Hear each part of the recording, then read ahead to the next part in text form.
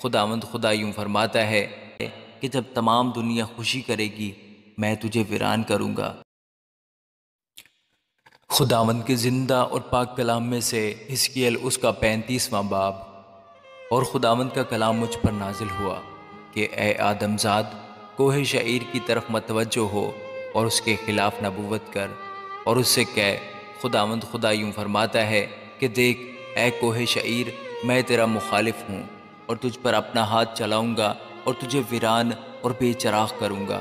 میں تیرے شہروں کو اجاڑوں گا اور تو ویران ہوگا اور جانے گا کہ خداوند میں ہوں، چونکہ تو قدیم سے عداوت رکھتا ہے اور تو نے بنی اسرائیل کو اپنی مصیبت کے دن ان کی بد کرداری کے آخر میں تلوار کی دھار کے حوالہ کیا۔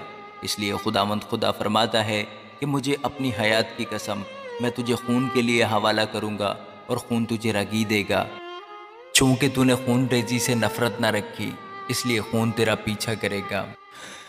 یوں میں کوہ شعیر کو ویران اور بے چراغ کروں گا اور اس سے گزرنے والے اور واپس آنے والے کو نابود کروں گا اور اس کے پہاڑوں کو اس کے مقتولوں سے بھر دوں گا۔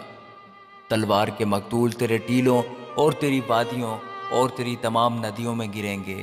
میں تجھے ابد تک ویران رکھوں گا اور تیری بستیاں پھر آباد نہ ہوں گی، اور تم جانو گے کہ میں خداوند ہوں، چونکہ تو نے کہا یہ 2 قومیں اور یہ 2 ملک میرے ہوں گے اور ہم ان کے مالک ہوں گے، باوجود یہ کہ خداوند وہاں تھا۔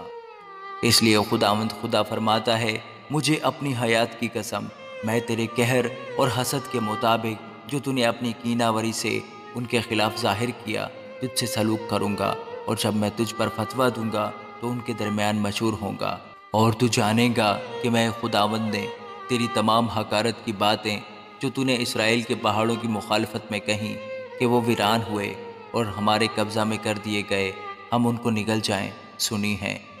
اسی طرح تم نے میرے خلاف اپنی زبان سے لافزنی کی اور میرے مقابل زیادہ گوئی کی ہے، جو میں سن چکا ہوں۔ خداوند خدا یوں فرماتا ہے کہ جب تمام دنیا خوشی کرے گی میں تجھے ویران کروں گا۔ جس طرح تو نے بنی اسرائیل کی میراث پر اس لیے کہ وہ ویران تھی شادمانی کی، اسی طرح میں بھی تجھ سے کروں گا۔ اے کوہ شعیر، تو اور تمام ادوم بالکل ویران ہوگے اور لوگ جانیں گے کہ میں خداوند ہوں۔ آمین۔